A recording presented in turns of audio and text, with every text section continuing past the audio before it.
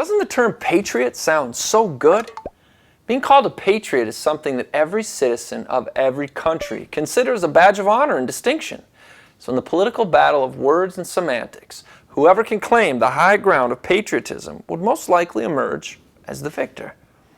After the terror attacks of 9/11, former U.S. Attorney General John Ashcroft brought before Congress a list of recommended changes in the law to combat terrorism.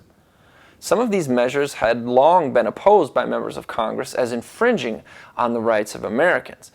So in order to claim the high ground of this debate, the former administration of Republican President George W. Bush introduced a bill that was termed the Patriot Act. Rather than look unpatriotic, most of Congress was willing to grant the former president and his Democrat successor many unconstitutional, bolstered powers. That is, until now. Rand Paul of Kentucky demanded a stop to this wordsmithing and came forward with something I call the new Patriot Act, almost single-handedly forcing many unconstitutional practices of United States intelligence programs to, in the words of Time magazine, go dark. This act of patriotism, or Patriot Act, that Rand Paul proposed brought forth much-needed attention to the centralized elevation of the executive branch. Why do I call this patriotic? Won't this make us less safe? Well, patriotism, as defined by Webster's 1828 dictionary, is the love of one's country, the passion which aims to serve one's country, either in defending it from invasion or protecting its rights and maintaining its laws and institutions in vigor and purity.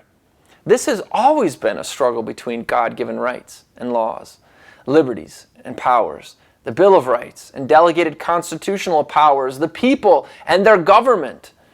You see, if you think government is the source of your rights, you will have no problem with them taking certain rights from you to keep you safer.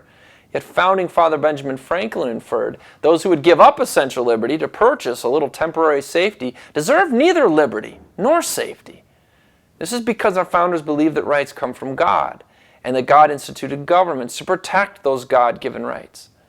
What would a nation become if all authority to govern our God-given liberties was given to a central power that we could not limit, where independence is just another word in the war of semantics? Look around the world. This is the stuff that communists, socialists, and totalitarian governments are made of.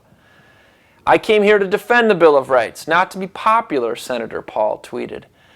Though he may not be popular with many of his colleagues, I believe the good senator is popular with the founders of the American view and the most holy author of our liberties. This is Jake MacAulay with the Institute on the Constitution, bringing you the American view.